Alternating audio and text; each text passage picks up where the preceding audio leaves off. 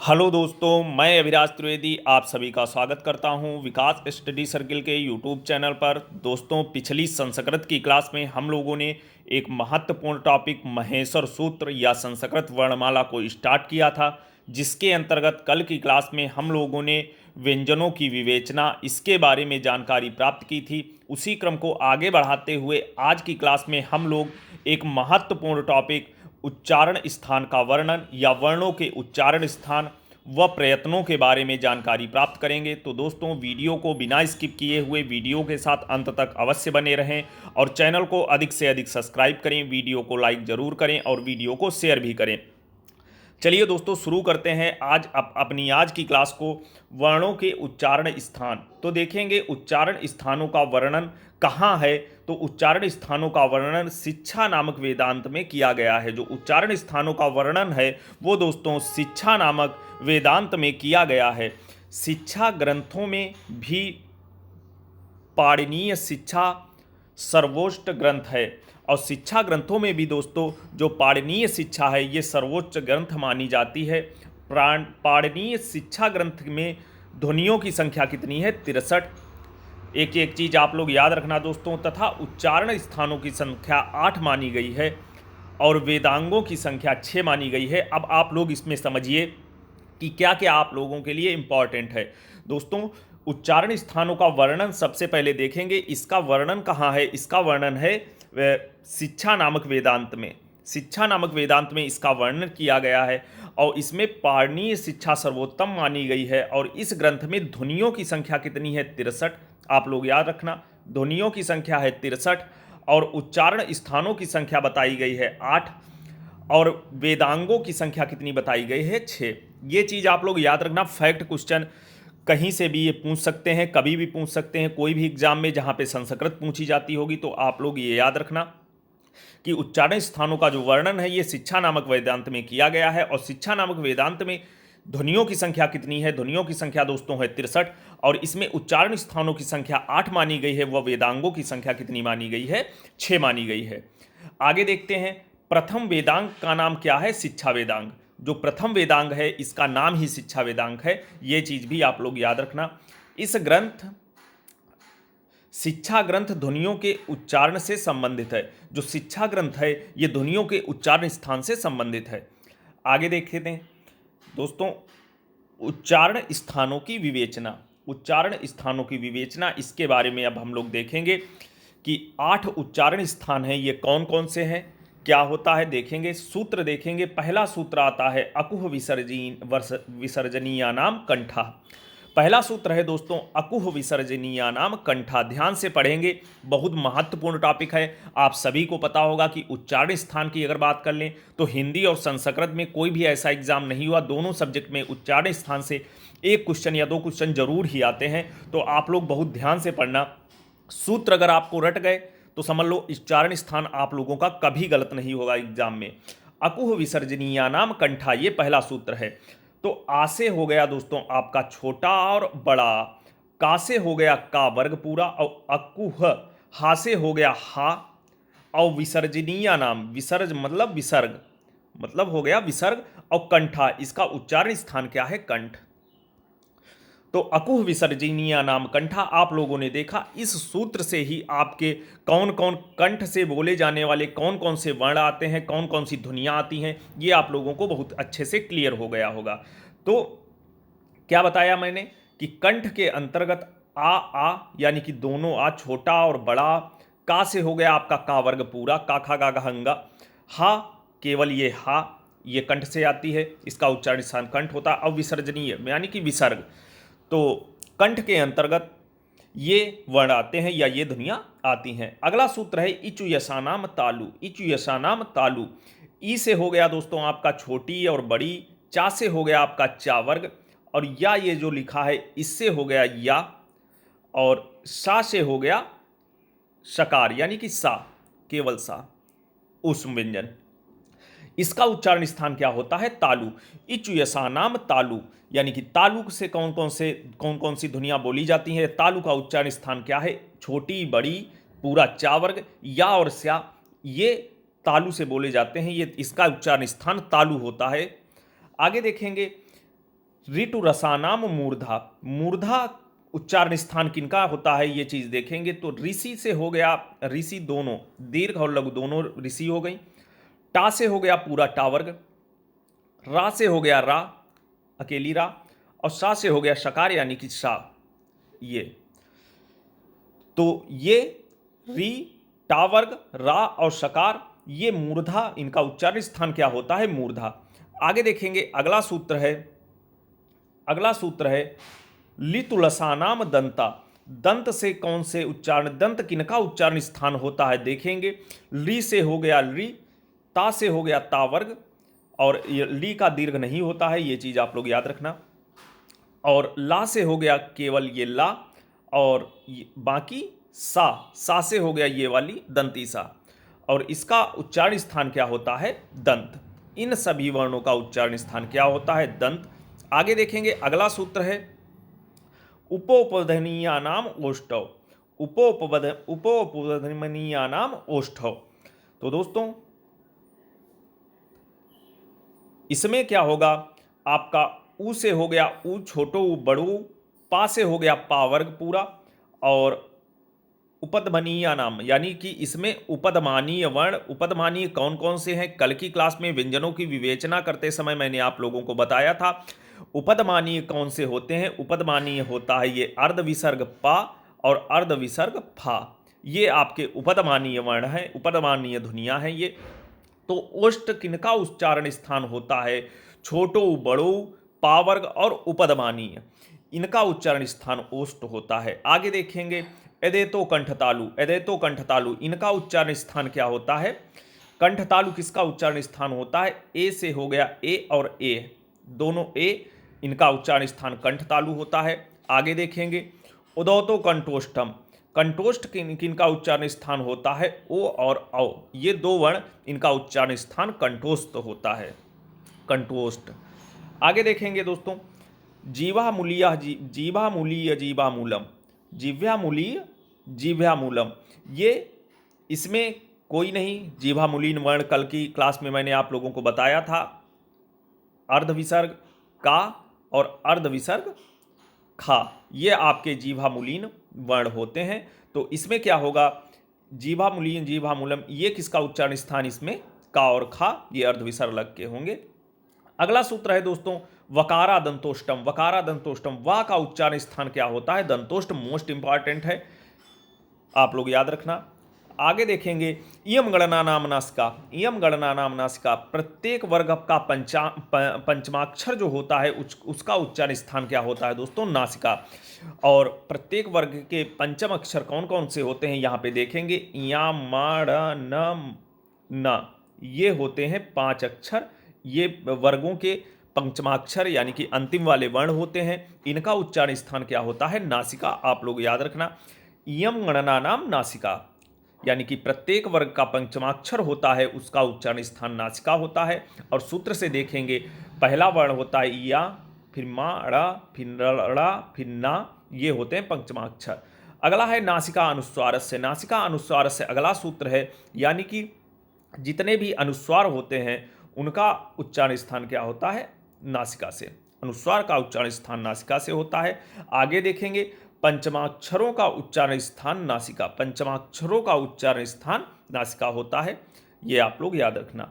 अब आगे देखेंगे दोस्तों नोट लिखा है एक, प्रत्येक वर्ग के पंचमाक्षर का उच्चारण, प्रत्येक वर्ग का जो पंचमाक्षर होता है उसका उच्चारण कहाँ से होता है, मुख और नासिका दोनों से होता है, ये चीज आप लोग याद रखना, नोट में लिखा है।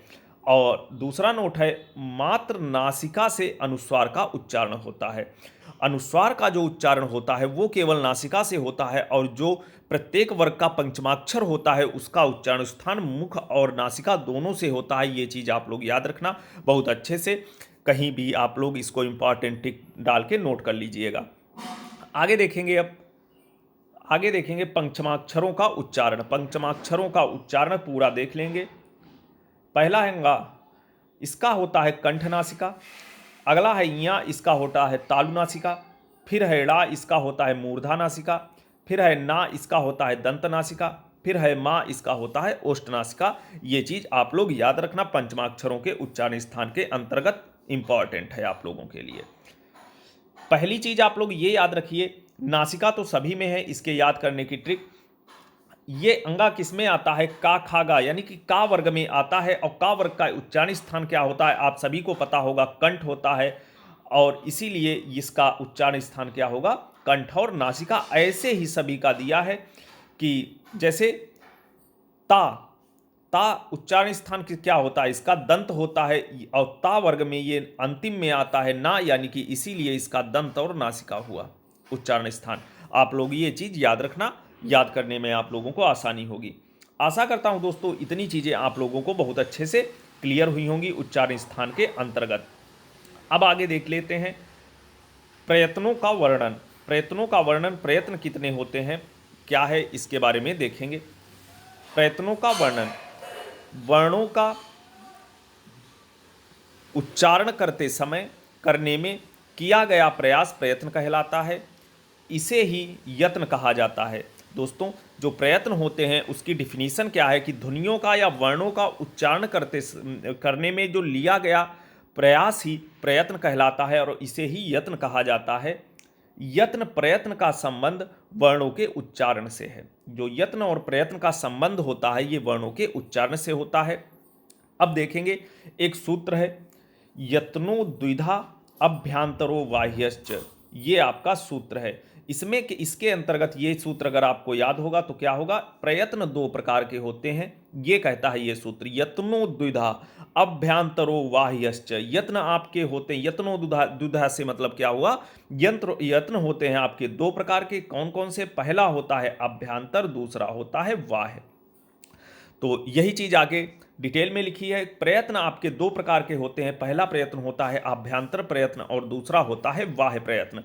तो दोस्तों आप लोग ये चीज याद रखना, प्रयत्न कितने प्रकार के, दो प्रकार के होते हैं, पहला होता है अभ्यंतर, दूसरा होता है बाह्य। सूत्र क्या होता है इसका, यत्नो द्विधा, यानी कि यत्न दो प्रकार के होते हैं, कौन कौन से, अभ्यंतरो बाह्यश्च, यानी कि अभ्यंतर और बाह्य, ये प्रयत्न हमारे दो प्रकार के होते हैं। इस सूत्र से आप लोग 2-3 बार इसको इस तरीके से पढ़िएगा, यत्नो द्विधा अभ्यंतरो बाह्यश्च, आप लोगों को बहुत अच्छे से क्लियर हो जाएगा।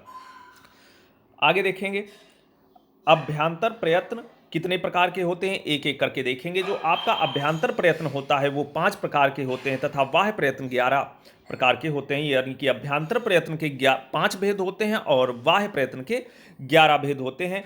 अब हम लोग पहले एक एक करके देखेंगे। अभ्यंतर प्रयत्न 5 टाइप इसके देखेंगे। पहला आता है स्पष्ट, स्पष्ट, पहला आता है स्पष्ट। इसका मतलब क्या होता है, स्पर्श करना या स्पर्श वर्ण, इसमें आते हैं स्पर्श वर्ण। स्पष्ट के अंतर्गत दोस्तों इसका अर्थ क्या होता है, स्पर्श करना, और इसके अंतर्गत स्पर्श वर्ण आते हैं। स्पर्श वर्ण आप लोग पिछली क्लासों में पढ़ चुके हैं, का से माँ तक, का से माँ तक, और इनकी संख्या भी मैंने आप लोगों को बताई थी कितनी होती है, 25। स्पर्श वर्णों की संख्या का वर्ग से लेकर माँ वर्ग तक होती है, और इसकी संख्या कितनी होती है, 25। तो ये स्पष्ट के अंतर्गत पहले अभ्यंतर प्रयत्न में जो पहला भेद है स्पष्ट है, इसका मतलब होता है स्पर्श करना, यानी कि स्पर्श वर्ण या कह लें, और इसमें वर्णों की संख्या या ध्वनियों की संख्या होती है 25, और ये कहाँ से कहाँ तक होते हैं, का से माँ तक। अगला है ईषद स्पष्ट, इसका मतलब क्या होता है, थोड़ा स्पर्श करना। ईषद स्पष्ट का मतलब क्या होता है दोस्तों, थोड़ा स्पर्श करना, और इसके अंतर्गत अंतस्थ वर्ण आते हैं, अंतस्थ वर्ण आते हैं। और अंतस्थ वर्ण कौन कौन से होते हैं, आप लोग पिछली क्लास में सब पढ़ चुके हैं, या वा राला, यानी कि ये 4 वर्ण या 4 ध्वनियां आती हैं। तीसरा भेद है इसका ईषद विव्रत। ईषद विव्रत इसका मतलब क्या होता है, थोड़ा खुला हुआ इसका मतलब होता है, और इसके अंतर्गत सभी ऊष्म वर्ण आते हैं। ऊष्म वर्ण से आप परिचित ही होंगे। ऊष्म वर्ण कौन कौन से होते हैं, शा शा शा हा, ये आपके ऊष्म वर्ण होते हैं, और इनकी संख्या भी कितनी होती है, 4 होती है। दोस्तों बहुत ध्यान से पढ़ना, आशा कर रहा हूँ आप लोगों को बहुत अच्छे से चीज़ें बहुत क्लियर हो रही होंगी। दोस्तों वीडियो अब आप लोगों को पसंद आ रहा हो, वीडियो को अधिक से अधिक लाइक कीजिए और अधिक से अधिक चैनल को सब्सक्राइब कीजिए। आप लोगों को आगे ऐसे ही क्लासेस मिलेंगी। अगला देखते हैं, चौथा आता है विव्रत। चौथा आता है विव्रत। विव्रत का मतलब क्या होता है, पूरा खुला हुआ। विव्रत का मतलब पूरा खुला हुआ होता है और इसके अंतर्गत सभी स्वर आते हैं। और सभी स्वर कितने होते हैं संस्कृत में, ये चीज़ मैंने कल आप लोगों को पिछली क्लासों में बताई है। स्वरों की संख्या कितनी होती है 9, और व्यंजनों की संख्या कितनी बताई थी मैंने 33। अगला है संव्रत। पांचवा भेद इसका होता है अभ्यंतर प्रयत्न का। संव्रत इसका मतलब होता है समान रूप से आवृत। इसके अंतर्गत केवल एक वर्ण आता है या एक ध्वनि आती है। कौन? वो ह्रस्व होती है। और ह्रस्व कौन सा होता है? छोटा आ। आप लोग सभी लोग इससे परिचित होंगे। तो दोस्तों मैंने क्या बताया? प्रयत्न आपके दो प्रकार के होते हैं, अभ्यंतर और बाह्य। और अभ्यंतर प्रयत्न के अंतर्गत 5 भेद होते हैं और बाह्य प्रयत्न के अंतर्गत 11 भेद होते हैं। अभ्यंतर प्रयत्न में पहला भेद कौन सा होता है? स्पष्ट। पहला भेद होता है स्पष्ट। और स्पष्ट के अंतर्गत सभी स्पर्श वर्ण आते हैं जिनकी संख्या 25 होती है। अगला मैंने बताया ईषद स्पष्ट। ईषद स्पष्ट के अंतर्गत अंतस्थ वर्ण आते हैं जिनकी संख्या 4 होती है। अगला आता है ईषद विव्रत। ईषद विव्रत के अंतर्गत उस वर्ण आते हैं जिनकी संख्या भी 4 होती है। उस वर्णों से आप परिचित हैं। चौथा भेद है इसका मैंने आप लोगों को बताया विव्रत। विव्रत के अंतर्गत सभी स्वर आते हैं जिनकी संख्या कितनी होती है 9। अगला है संव्रत। संव्रत के अंतर्गत ह्रस्व स्वर आता है, ह्रस्व स्वर आता है और इसकी संख्या होती है 1। ह्रस्व एक ही होता है, छोटा आ।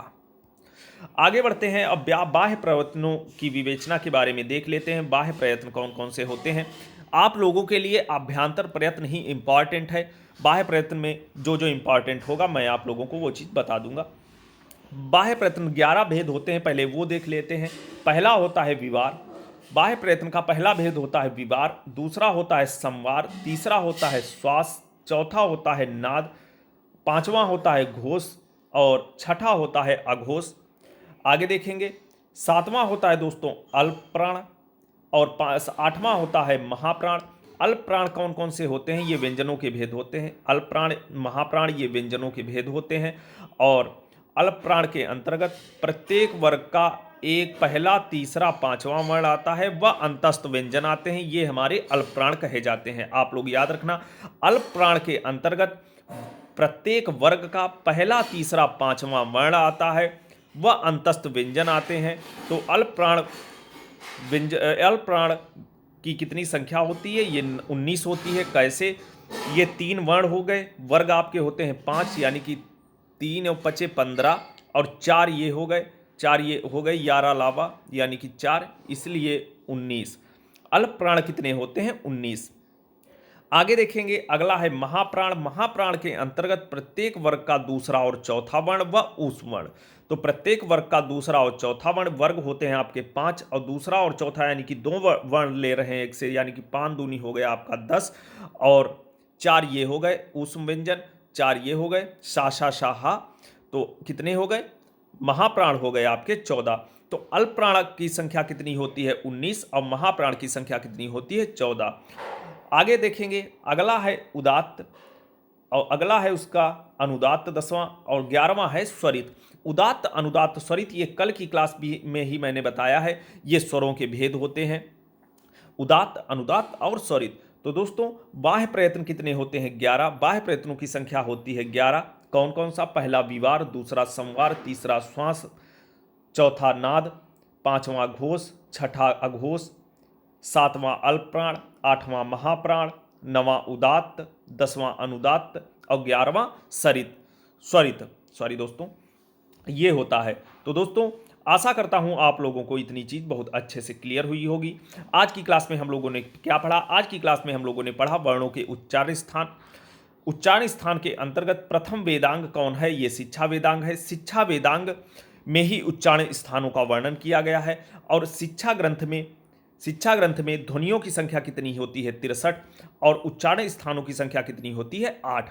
और वेदांगों की संख्या कितनी होती है? 6। ये फैक्ट क्वेश्चन है, आप इनको कहीं नोट कर लीजिएगा। आगे मैंने बताया 8 उच्चारण स्थान होते हैं। इनका सूत्र क्या होता है? पहला उच्चारण स्थान का सूत्र होता है अकुह विसर्जनीय नाम कंठा। अगला होता है इचुयसा नाम तालु। अगला होता है ऋटुरसा नाम मूर्धा। अगला होता है लिटुलसा नाम दंता। अगला होता है उपोपदनीय नाम ओष्ठव। अगला होता है एदयतो कंठ तालु। अगला होता है उदोतो कंठोष्टम। अगला होता है जीभामूली अजीभामूलम।